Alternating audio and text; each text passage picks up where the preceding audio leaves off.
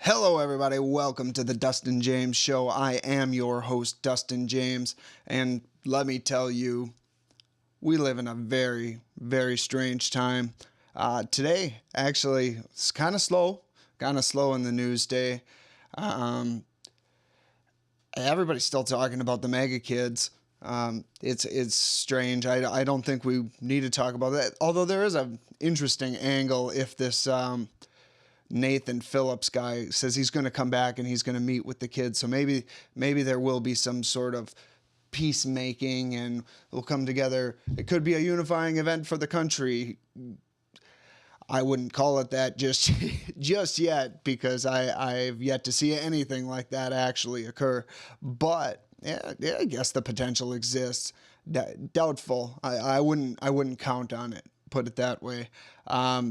As I said, though, sort of a slow day in the news, and when it comes to something like that, what I'd like to do is bring our attention back to some other things that maybe we kind of shoved down the memory hole as the media would like to do anyway. There are several things that have been ongoing and haven't been talked about in a while, not least of which, where's Ruth? Where's Ruth Bader Ginsburg? I mean, I don't have much to say about it. Nobody seems to have much to say about it. We don't know where she is. Supreme Court's going to take up arguments on the citizenship question to be offered on the census. Of course, the Democrats don't want the census to feature a question asking, are you a U.S. citizen? Which is odd to begin with. Isn't that what a census is for, is to count the citizens, right? Well, if they get the census back from a non-citizen, right? They fill it out just like a regular citizen would, but we don't know it's from a non-citizen. We base congressional representation and I believe delegates as well on the population of your state. So if you can inflate the numbers of your population of a state with non-citizens, of course, you're going to get more voters. Something to think about, right? Well, it's obviously their strategy, obviously. But Supreme Court's going to hear that, and we don't know what's going on with Ruth. She's apparently recovering, right? She had surgery to remove some cancer from her lungs. This is at least the second time she's had cancer, quite possibly third, fourth, fifth. Who knows? Who knows how many times? You never know what the media is going to tell you. It's pretty remarkable. And at this point in time, those that can't say, I'm not entirely convinced anybody actually watches the mainstream media anymore. It gets shoved down our face, but I don't think anybody's watching it in real time. Not many anyway.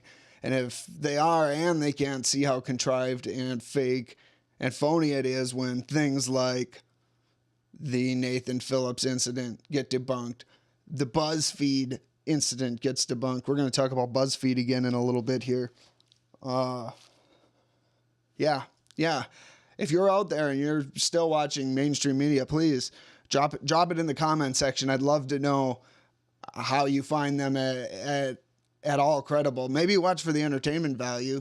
You like to laugh at them. That's quite possible. I suppose I can't stomach it.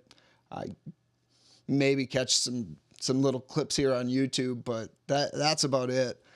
Otherwise, it's too much stupid for me to ingest at any one sitting. So I shy away. Like I said, with a slow news day, we go back and we talk about some other things. And actually, in the last couple days, we've had some Democratic women throw their hats in the ring for the presidency in 2020. I said we were going to talk about BuzzFeed again, and that's where this comes up. We have the good senator from California, Kamala Harris, who has decided that she is going to run for president in 2020, along with Kirsten Gillibrand. We'll get to her in a minute. So, really, I think the one to watch here is going to be Kamala Harris, and once again, I'll tell you why here.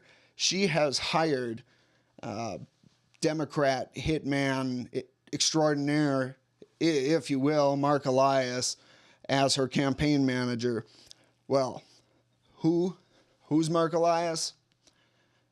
I don't know. He was the campaign manager for Hillary Clinton in the 2016 presidential election.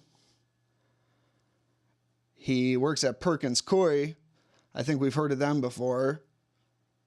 They were the ones who hired Fusion GPS, who hired Christopher Steele to eventually turn up a dossier that was leaked to BuzzFeed. Oh yeah, BuzzFeed, that's right. BuzzFeed, the same people who just made a bombshell report that Michael Cohen was told to lie in front of Congress by Donald Trump. This is the same BuzzFeed, and the same Mark Elias, and the same Perkins Coie, and the same Fusion GPS. It's very, very interesting. Mark Elias, also, curiously enough, who works for Perkins Coie, basically who works for the Democratic National Committee nationwide, essentially. They represent a lot of Democrats. They represented Al Franken while he was a congressman. They represented John Podesta, and depends what corners of the internet you frequent, but there's lots of stories out there about John Podesta and the awful, terrible things that he may need the services of a lawyer for. I'll leave it at that. I don't want to talk about that sort of stuff too much, but that information's out there. I don't know. WikiLeaks emails, John Podesta pizza. If you search that, and well, maybe not Google. Maybe Google won't give you the results for that either. That's another topic for another day. What with big tech monopolies essentially censoring the internet right under our nose. But yeah, WikiLeaks, John Podesta, pizza. That should give you a start if you really want to figure out what John Podesta's into, who requires the services of Mark Elias, along with Kamala Harris, who is running for president 2020. Just interesting. I'd keep my eye on her. That's why Mark Elias is always called into action when they need a fixer. They need, like I said, a hit man. She'll definitely be the one to keep the eye on. But as I said as well, we've also got Kirsten Gillibrand. She's thrown her hat in the ring. Interesting story about Kirsten Gillibrand. She's from New York, senator as well. Interesting background on this one. She grew up, I believe she grew up in the district in which NXIVM, the now I suppose outed sex slave cult. You see where this is going? I mean, same sort of stuff. If you take the time to look into Tony Podesta, although no, maybe that's got a little bit different angle to it. But NXIVM, this sex cult group out of New York, which nobody's talking about. Kind of funny. They're in court. They're in court right now. I believe they're scheduled for hearings coming up in February. It'll be interesting. Hopefully there's some real coverage on that in the media at large, at least at a little bit. It's going to be huge. I'm pretty sure. I have no inside sources or anything like this, but if you start pulling at threads, you'll find all sorts of people have, not even tenuous, have direct connections to NXIVM and or the leaders of NXIVM and or other members of NXIVM. So it's just a curious tidbit there. Kirsten Gillibrand's ties to NXIVM are a little more than happenstance or a little more than coincidence. However, as late as 2017, she was claiming she had only recently heard about NXIVM when their leader, Keith Raniere, was arrested in Mexico and extradited back to the United States. I'm going to call bullshit on that for a few different reasons. Most glaringly, her father was hired by or to represent NXIVM as a or maybe not represent. I should take that back. Hired as a consultant by NXIVM, at which point he was paid, I believe the terms were $25,000 a month for 4 months. They had a bit of a misunderstanding between Raniere and Gillibrand's dad, if I can pull that up. Just make sure I get this one right. It would be Doug Rutnick. And he worked for Raniere and with Nancy Salzman, who's also about to basically stand trial. I'm not sure the specifics off the top of my head, but we've got action moving forward on that in February.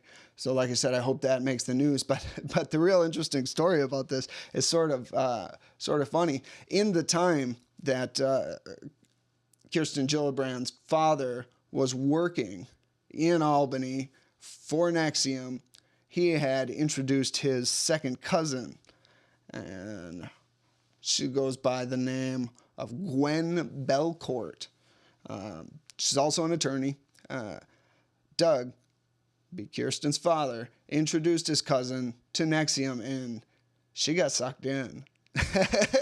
It's not funny. It's sad. It's sick. It's wrong. I don't want to be honest, I've shied away from reading about some of the specifics because I don't want to know, including, it came out that they were branding women and this sort of thing. So I don't need to know the specific details about that. Personally, I find it repugnant. So I shouldn't be laughing about it. But you hang out in a den of vipers, eventually you're going to get bit. I guess that's what I'm trying to say. So Gwen gets sucked in to the NXIVM cult. Meanwhile, Doug, Kirsten's father, has a falling out, ends up settling out of court, basically giving Raniere his money back for all his services. Well, Doug realizes that this is not a great place for his second cousin to be, which is interesting to note there. Hang on to that little piece of information. She is his second cousin.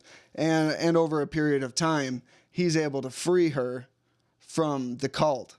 But the reason he was able to free her from the cult is because she was ravenously sexually attracted to him. I'm not sure how or why, but there it is. They got married. So, Kirsten Gillibrand, running for president 2020 for the Democrats, has a stepmother who is her cousin, second once removed. What does that make it? Her dad's second cousin, related in the family. That's her stepmother, married to her dad.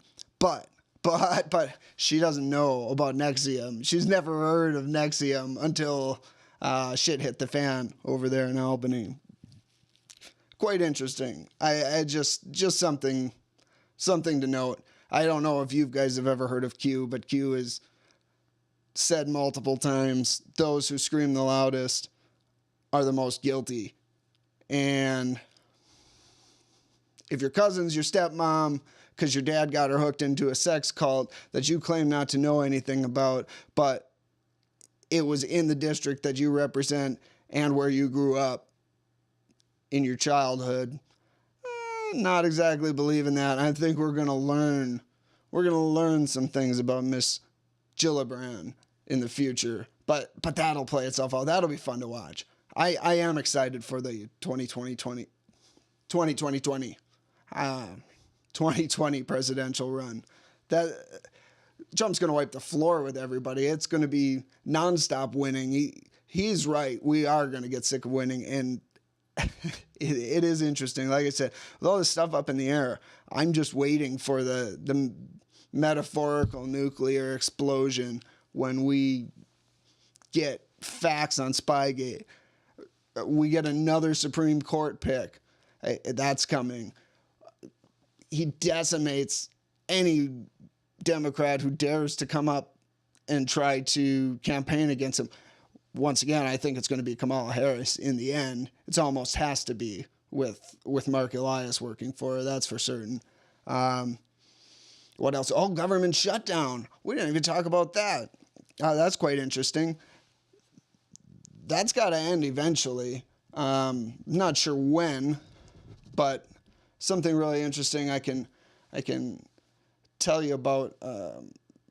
Guy by the name of Brendan Dilley. If you're not familiar, you should check it out. He's pretty great. Hosts Periscope, I think, every weekday at 11 a.m. Eastern. I don't know. I'm not exactly up on his schedule, but I catch him after he live streams that. Anyway, he posted on Twitter. Let's see if we can find exactly what Dilley said on Twitter.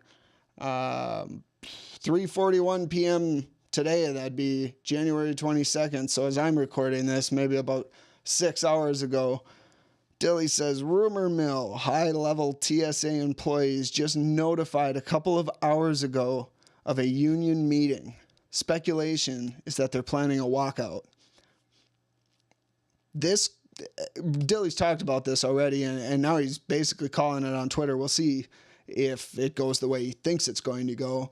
I have no reason to doubt that it would if he's putting this out, and he has claimed and backed up that claim, at least superficial.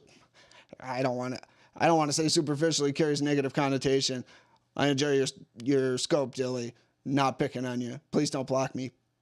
But anyway, he has backed up in the past that he's got inside sources, and if he's saying this, that means it's probably going to happen. So that's going to be an interesting little wrinkle if nobody can fly anywhere because the TSA has walked out and there's no airport security. The FAA has laws for screening and stuff. It's not like we can have a free for all and just say everybody get on any plane you want. That would definitely throw a bit of a wrench into the way the country operates, and it might force somebody's hand on the shutdown. I don't think it's going to be Trump's, unless he declares a national emergency and says I can't work with these people. That's quite possible. Nancy Pelosi over there wow, Pelosi, such a joke. Somebody's got something on her, and it's big. She's not.